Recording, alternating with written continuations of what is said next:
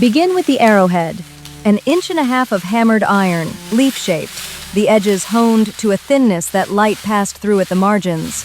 Not a crude frontier tool, but a piece of metalwork so precise it could have hung in a museum case.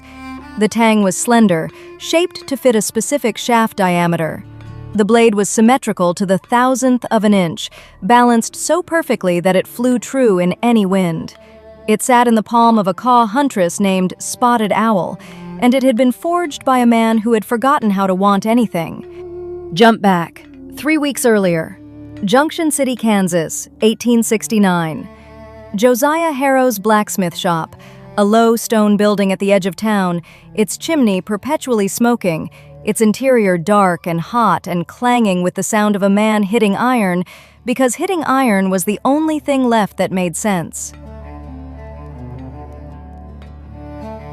If the story of a blacksmith who forgot how to dream and a Kaw Huntress who tracked his stolen heart fascinates you, subscribe now. What this iron arrowhead sets in motion will change everything you think about legacy. Josiah was 46, former Union Sergeant Battery G, 4th U.S. Artillery. He'd survived Chickamauga, survived the March to the Sea, survived the peace that followed war. He did not survive the cholera that took his wife Anna and his daughter Bess in the summer of 1867, but his body didn't know that yet. His body kept breathing, kept eating, kept lifting the hammer and bringing it down on iron that did not care whether the man swinging was alive or merely functioning. A man who's lost everything has nothing left to steal. I believe that the way a fence post believes in wind, it leans in the direction it's pushed, and it doesn't ask why. I made horseshoes, I made hinges, I made nails. I did not make plans. The Kaw woman appeared on a Tuesday morning in late October, when the tall grass had turned gold and the Kansas River ran low and brown. She walked into the shop the way water walks into a glass, filling the space completely, without hurry.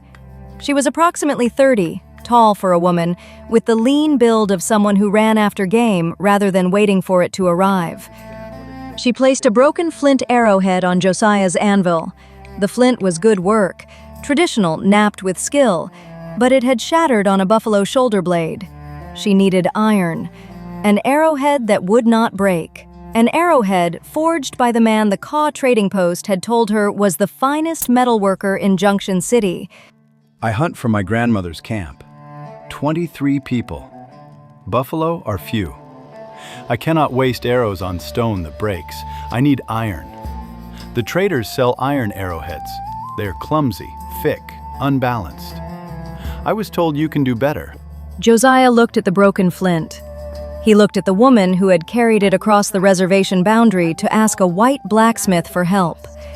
He picked up his hammer, not because he cared about the arrowhead, but because the hammer was what he picked up.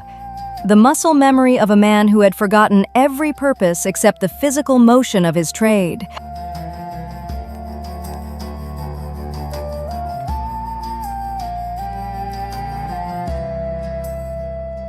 He took 3 hours on the arrowhead. 3 hours was excessive. A competent frontier blacksmith could hammer out an arrowhead in 20 minutes. But Josiah found himself working the iron the way he hadn't worked iron since Anna died, with attention, with intention, with the stubborn pursuit of perfection that had once made him the best metalworker in his regiment. He drew the iron out thin, thinner than necessary, thinner than practical, finding the edge between function and art. He shaped the blade leaf form, symmetrical, tapering to edges so fine they disappeared. He forged the tang precisely, measuring the shaft Spotted Owl had brought, fitting the iron to the wood with the obsessive accuracy of a man who had rediscovered, temporarily, the difference between making something and merely manufacturing it. You are not happy. You forge like a man carrying a stone in his chest. But the iron you make is true. The arrowhead is the best I have seen. Your hands remember what the rest of you has forgotten. Josiah handed her the arrowhead. She tested the balance, setting it on her fingertip at the tang's base, watching it sit level. She tested the edge, pressing her thumb against the blade, watching a thin red line appear. She nodded, the nod of a professional recognizing professional work. Payment. Spotted Owl had little. The Kaw reservation economy had contracted to subsistence levels since the 1868 land cession.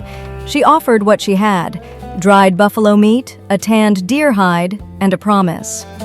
I'm a tracker. My grandmother says I was born with the ground's memory in my feet. I see tracks the way you see iron. If you ever lose something, send word to the Kaw camp. I will find it. Josiah accepted the meat and the hide. He dismissed the promise, gently, the way you dismiss a kindness you can't imagine needing. A man who has lost everything has nothing left to steal. What remained in his cabin was functional: tools, a bedroll, cooking implements, and one thing more: the wedding chest. Anna's chest, oak and iron, containing her journal, Bess's baby shoes, a daguerreotype of the three of them taken at a Springfield studio in 1865. The only evidence that Josiah's life had once contained more than iron and emptiness. He did not mention the chest to Spotted Owl. He did not mention it to anyone. It sat beneath his bed, a reliquary of the dead, sacred in the way that only objects belonging to people who will never touch them again are sacred.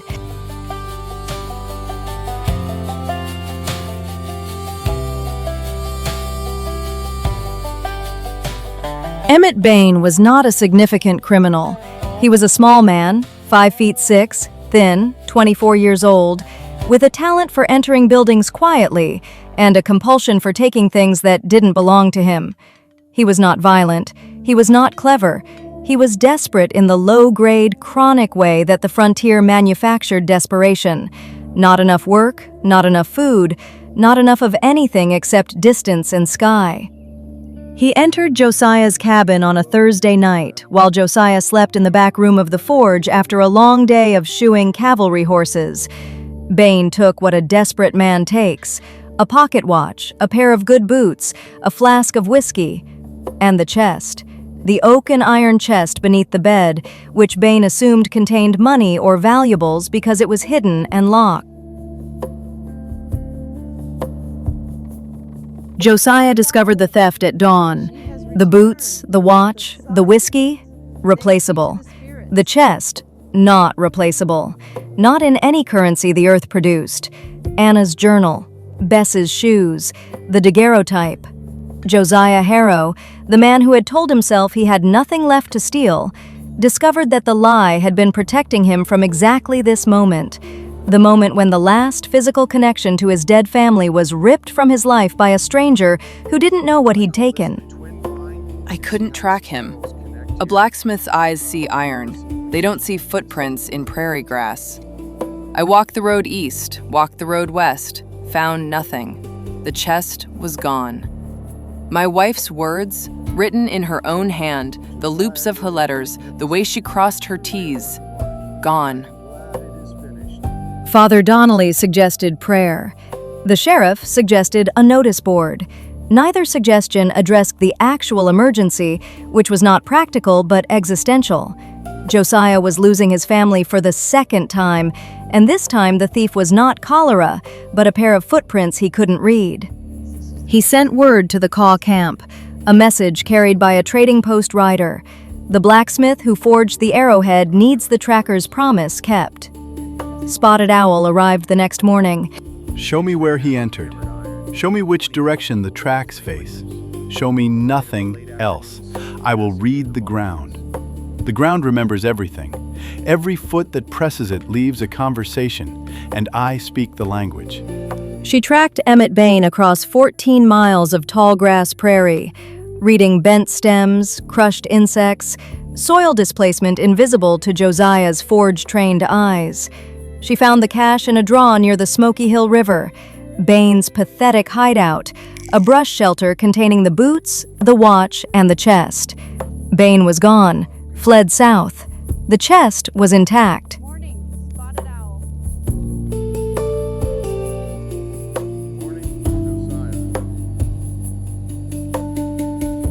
She carried the chest back to Junction City on her horse, wrapped in the deerskin she'd paid for the arrowhead with.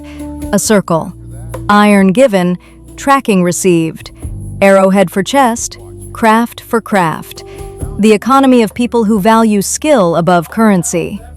Josiah opened the chest on his workbench. Anna's journal, intact, her handwriting flowing across the pages in the rounded script she'd learned at a Boston school.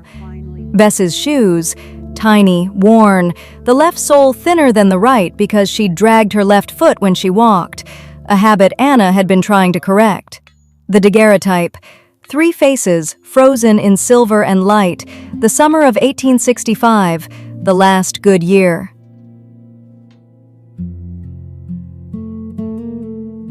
He wept. Not dramatically. Josiah was not a dramatic man. He wept the way iron weeps when it's heated past its capacity, a slow, internal softening that changes the metal's structure permanently. The tears were not grief. They were relief. The relief of a man who had told himself he had nothing left, discovering that the nothing contained everything. I told myself I was done. Building, planning, wanting, done. The chest was proof that I was lying. I protected it, I hid it, I treated it as sacred. A man who's truly done doesn't protect things. I was not done. I was hiding. Spotted Owl watched him from the doorway of the forge. She did not speak. She did not need to. The arrowhead in her quiver and the chest on the workbench said everything. The blacksmith's craft and the tracker's craft were 2 halves of the same skill, the ability to find things.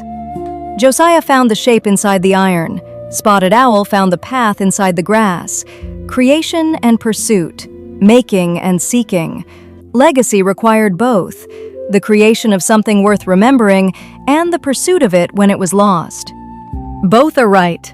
Josiah's belief that craft alone was sufficient, that a man could survive by making things without purpose, was wrong. Spotted Owl's belief that tracking alone was sufficient, that finding things was enough without building them, was also wrong. Together, the arrowhead and the journal represented the full cycle: create, protect, lose, find, create again. Josiah began forging again. Not horseshoes and nails, but the things he dreamed of before Anna died. Iron gates with scroll work, weather vanes with horse silhouettes cut from sheet iron, a cradle, iron-framed, oak-slatted, that he presented to the Kaw camp's newest mother the following spring. Spotted Owl used the iron arrowhead through 3 hunting seasons. She killed 11 buffalo with it, 11 animals that fed her grandmother's camp through 3 winters. The arrowhead did not break. Iron does not break the way flint breaks. Iron endures. Subscribe. There's more Rancher's Honor stories where 2 crafts collide and create something neither could build alone. More frontier tales where the person who saves you is the one you least expect. And more Chronicles where legacy is not what you leave behind, but what you refuse to let go of. Blacksmith forged Arrowhead for Kaw Huntress. She tracked his stolen dreams. The arrowhead flew true. The chest came home. Legacy is what you make, and what you refuse to let the world take from you, and the people who help you hold it when your own hands aren't strong enough.